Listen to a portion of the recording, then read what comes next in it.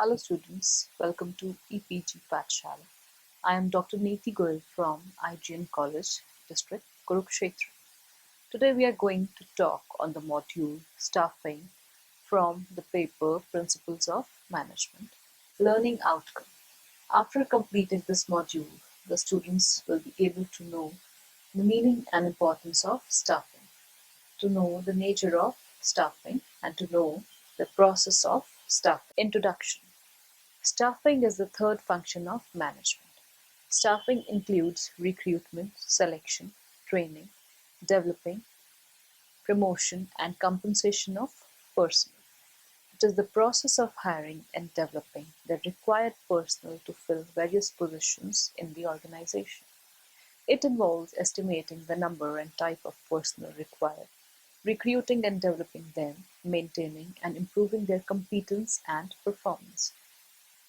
Staffing may also be defined as a process of identifying, assessing, placing, developing, and evaluating individuals at work.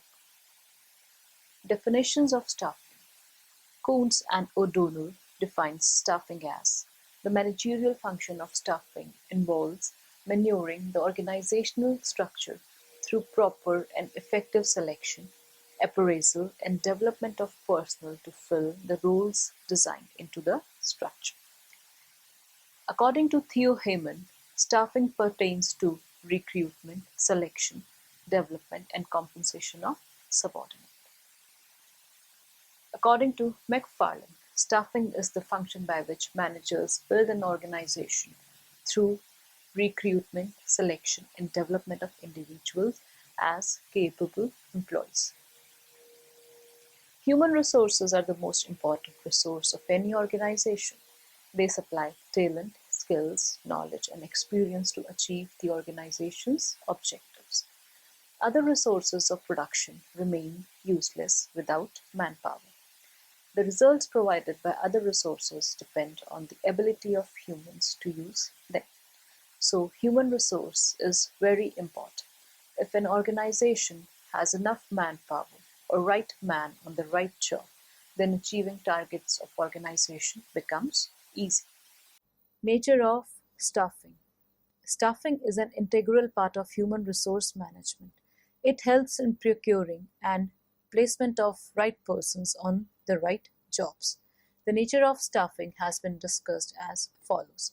Staffing relates to people. Staffing is people centric, that is, it relates to people. Manpower is required in all types of organizations. It is concerned with all categories of personnel from top to bottom, whether it is upper level or lower level, human resources necessary.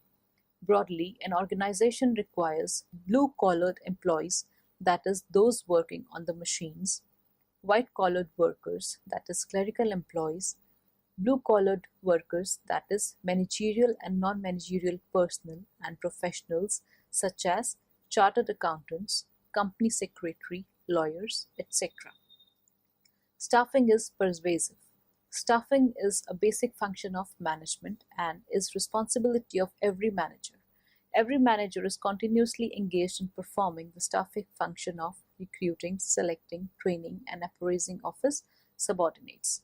These activities are performed by the chief executive, departmental managers, and foremen in relation to their subordinates. Thus, staffing is a pervasive function of management and is performed by the managers at all levels. Staffing is such an important function that in many enterprises, personnel department is created to perform these activities. But still, managers at different levels are not relieved of the responsibility concerned with staffing. The personnel department provides assistance to the managers in performing the staffing function. Thus, every manager has to share responsibility of staffing. Human skills. Staffing relates to human resources. Every manager should use humanistic approach in providing guidance and training to the subordinates. Human relations skills are also required in performance appraisal, transfer, and promotion of subordinates. If the staffing function is performed properly, human relation in the organization will always be cordial. Continuous function. Staffing is a continuous function. It is equally important in the established organizations and the new organizations. In a new organization, managers are engaged in recruitment, selection, and training of personnel. In a running organization, every manager is engaged in guiding and training the workers, evaluating their performance, filling vacancies, promotions, etc. on a continuous basis. Importance of staffing. Human resources are the most important resources of any organization. It is imperative for organization that right kind of people are employed at right positions. They should be given adequate training and motivated continuously so that productivity gets increased and wastage is minimum. Effective performance of staffing function is necessary to realize the following benefits. First is the efficient performance of managerial functions. Staffing is the key to the efficient performance of other functions of management. If people are not competent, functions such as planning, organization, directing, and controlling can't be performed effectively. Effective use of technology and other resources. Men and material remain useless in absence of human resources. It is the human factor that make use of these resources. They are instrumental in the effective utilization of latest technology, capital, material, etc. Development of human capital. The management is required to determine the manpower requirements well in advance. Once employed, they also need to be imparted training for their development and career advancement and also meet the requirements of the company in future. Motivation of human resources. The behavior of individuals is shaped by many factors such as education, needs, socio-cultural factors, etc. In this way, human aspect of organization has become very important. The workers can be motivated through financial and non-financial incentives. Building high morale. Right type of climate should be created for the workers to contribute to the achievement of the organizational objectives. By performing the staffing function effectively, management can show the significance it attaches to the personnel working in the enterprise. This will increase the morale of the employees. Process of staffing. The process of staffing includes the following steps. First is analyzing manpower requirements, then is the recruitment, then selection, then placement. Next is the training and development, and the last step in staffing is the performance appraisal. Manpower planning. Manpower planning is finding out the number and quality of people required to fill various positions in the enterprise. It also involves evaluating the manpower already in the organization and to develop the requisite talents among those selected for promotion advancement. Recruitment. Recruitment is a positive process. It aims at attracting prospective employees to apply for the various job positions in the organization. When more people apply for a position, organization gets a wider choice from which an appropriate candidate could be selected. Recruitment brings together the job providers and the job seekers. Characteristics of recruitment. Recruitment is the first step of staffing. It involves attracting and motivating job seekers to apply for the job positions in the organization. It is a continuous process. It is a positive process. It fulfills both the present and the future needs. It helps organization maintain the database of job applicants who can be approached later when required. The figure given below shows the sources of recruitment. There are mainly two sources of recruitment, internal sources and the external sources. Internal sources of recruitment include promotion, transfer, trainees, internal advertisement, and extension of service. And external sources of recruitment include employment exchange, contractors, trade unions, ex-employees, educational institutes, part-time employees, competitive organizations, and advertisements. Selection. The next step in staffing is selection. According to Dale Yoder, selection is the process in which candidates by employment are divided into two classes, those who are to be offered employment and those who are not. Selection means selecting the candidates by various acts from the application forms invited through recruitment. Selection procedure. Selection of workers is regarded as a policy matter. Every enterprise has its own policy for selection. The following procedure is adopted generally. Receiving and screening applications. After receiving applications, they are screened. Those applicants who fulfill the minimum criteria are shortlisted. Other applications are rejected. Preliminary interview. After this, applicants are called for a preliminary interview. By this interview, the appearance, attitudes, behavior of the candidate can be known easily, and the interviewer can decide whether the applicant is fit for job or not on a preliminary basis. Preliminary interviews are often called a courtesy interview as well. Selection tests. Candidates who qualify the preliminary interviews are called for tests.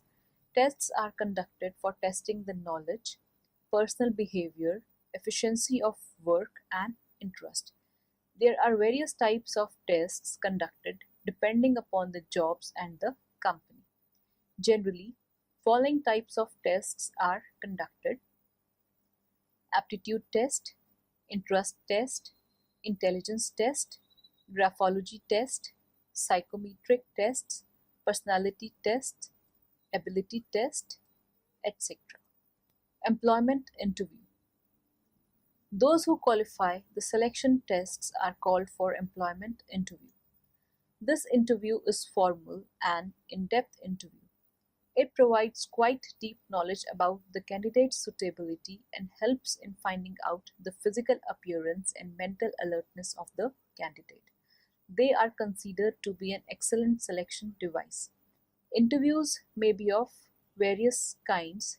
These are one-to-one interview, panel interview, sequential interviews, structured interviews, unstructured interviews, stress interviews, behavioral interviews. Then comes checking references on investigation of previous history. Applicants are generally asked to give names of at least two persons to whom the firm may make a reference to verify the information provided by the candidates. Reference checks can be made through formal letters or telephonic conversations. Selection decision. After obtaining all the information, the most critical step is the selection decision. The final decision has to be made out of applicants who have passed preliminary interviews, tests, final interviews, and reference checks. The views of line managers are considered generally because it is the line manager who is responsible for the performance of the new employee. Then comes the physical examination. After the selection is made, the candidate is required to undergo a physical fitness test. A job offer depends on the candidate passing the physical examination test. Job offer.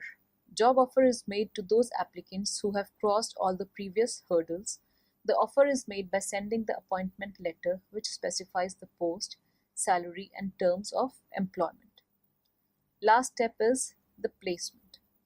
This is the final selection process. A candidate who accepts the job offer is placed on the job.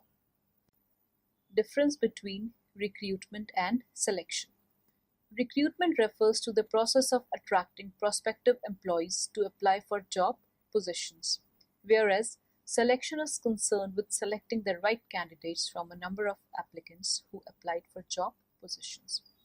Recruitment is said to be a positive process as it aims to attract as many candidates as possible. Selection is said to be a negative process as it seeks to eliminate unsuitable candidates in order to specify the most suitable candidate for the required post. Orientation. Orientation means to introduce the employee to the co-workers and the work environment. He is given information such as working hours, place of work, names of the immediate and other officers, etc., so that the new employee becomes familiar to the working environment. The employee and manager also discuss and reinforce the performance expectations that were initially discussed during the interview process. Generally, the information given during the orientation program include organizational and departmental goals, organizational structure, organizational and employees layout, general rules and regulations, etc. The main aim of conducting orientation is to build up confidence, morale, and trust of the employee in the new organization. Training and development. Training is an instrument of developing the employees. Technical and managerial skills are needed by the employees for performing the job assigned, and training improves these skills. Training is required to be given to new employees as well as existing employees. Training methods and the duration for which training is to be given is decided by the management according to the objectives of the training, the number of persons to be trained, budget available, and the level of trainees in the organizational hierarchy. Training leads to overall personal development. The major outcome of training is learning. According to Flipper, training is an act of increasing the knowledge and skills of an employee for doing a particular job. Importance of training and development.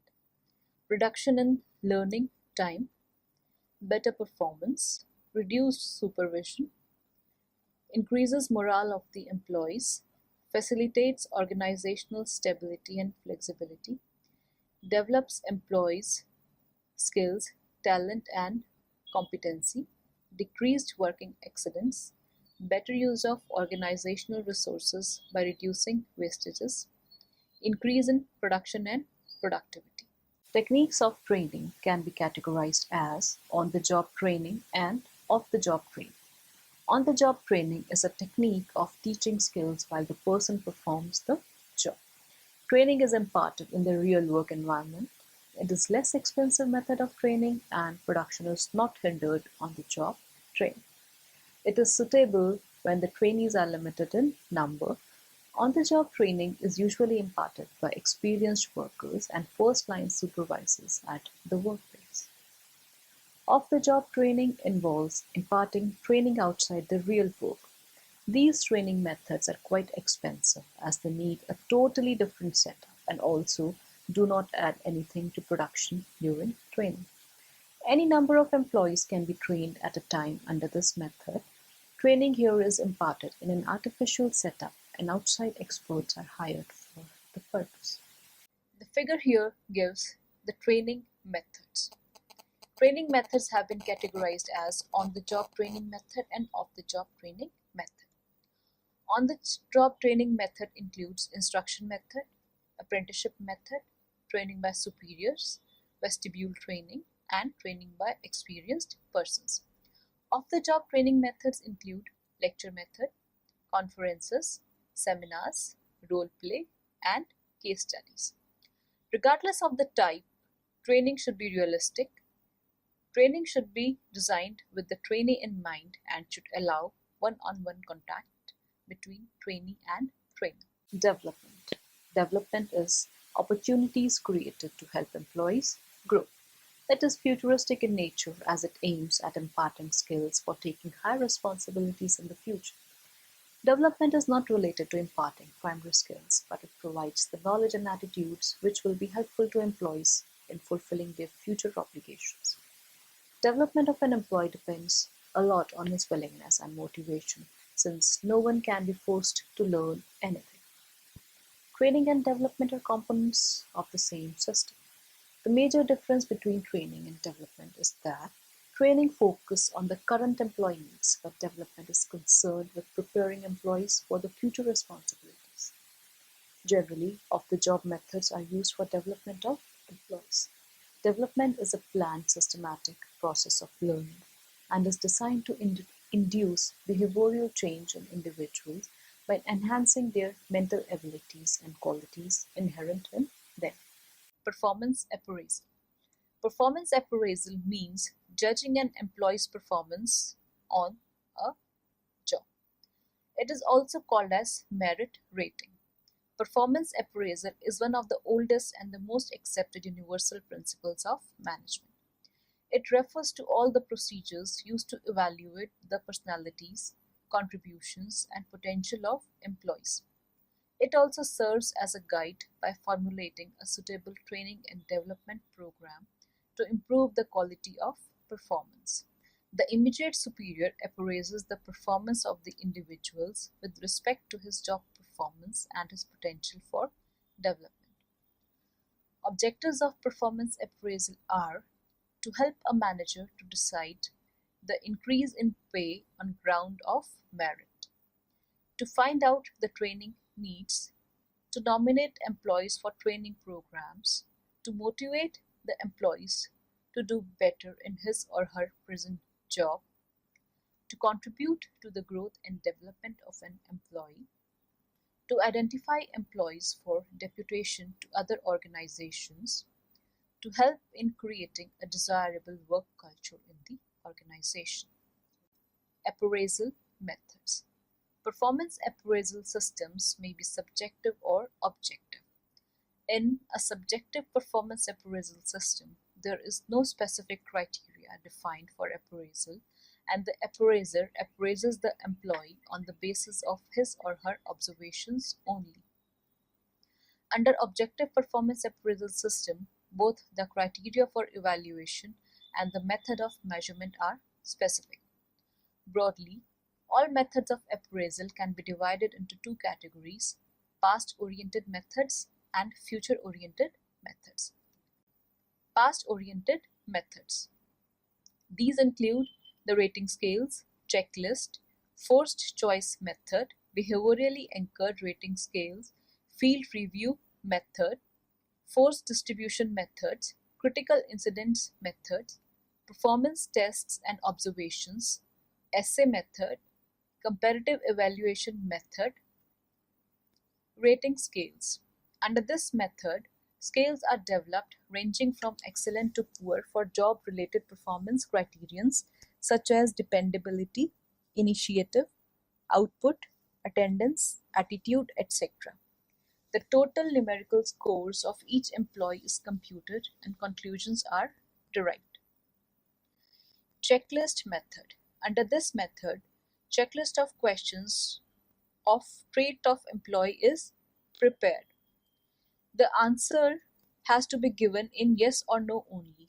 Based on responses of these statements, evaluation is done. Forced choice method. Under this method, the rater is forced to make a choice out of the set of 2 or 3 statements. There are many such set of questions. He indicates which statement is true or false. Assessment is done by the HR department. Behaviorally anchored rating scales. Here, several statements of effective and ineffective behaviors are established. They are said to be behaviorally anchored. The rater tells which behavior describes the employee performance, and thus employees get evaluated on the basis of points scored. Field review method. Under this method, appraisal is done by someone from a department different from that of the employee's own department, usually from HR department. However, under this method, the major drawback is that outsider is generally not familiar with employee's work environment, and thus observation of actual behavior is not possible. Future-oriented methods. First is management by objectives. Under this method, the performance is rated against the achievement of objectives stated by the management. Process of management by objectives is as follows. Establish desired outcomes for each subordinate, setting the standard of performance, comparison of actual goals with those attained by the employee, and then establish new goals and new strategies for goals not achieved previously. Next method is psychological appraisals. These appraisals assess employees' potential for future performance rather than the past one. It is based on characteristics affecting his performance, such as emotions, intellect, and motivation. An employee may be evaluated by in depth interviews, psychological tests, and discussion with supervisors, and by reviewing other evaluations. However, quality of this appraisal method depend upon the skills of appraisal. The next method is assessment centers. Assessment center is a central location where managers may come together and participate in job-related exercises which are evaluated by trained appraisers. It is more focused on observation of behaviors. Assessees are required to participate in activities which require same traits as those required for successful performance of actual job, such as work groups, computer simulations, role-playing, etc. The characteristics assessed in assessment center can be assertiveness, persuasive ability, communicating ability, planning and organizational ability, self-confidence, resistance to stress, energy level, decision making, sensitivity, administrative ability, creativity and alertness, etc. The next method is 360-degree feedback.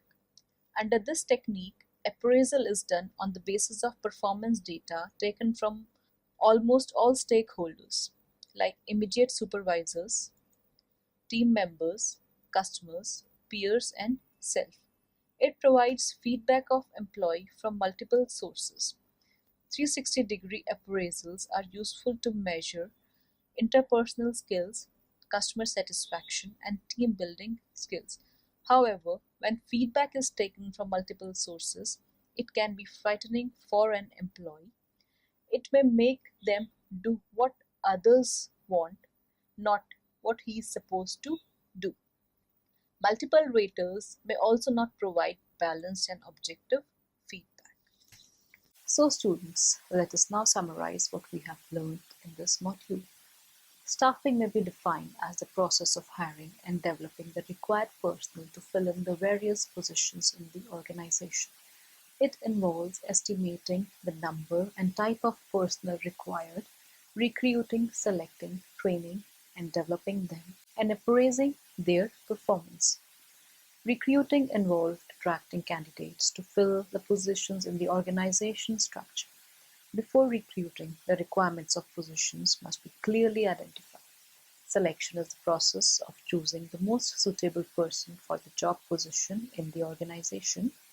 The selected employee is placed on the job and made familiar with the work environment. After that, the performance of the employee is evaluated. Performance appraisal is the judgment of an employee's performance on the job. It is also called as merit rating. Subordinate's performance is evaluated by his immediate superior. Staffing provides human resource to the organization, which are the most important resources of any organization. Money and material remain useless in the absence of human resources. It is imperative that right kind of people are employed at right positions. If people are not competent, functions such as planning, organizing, directing, and controlling can't be performed effectively, and the organization will not be able to achieve its goals.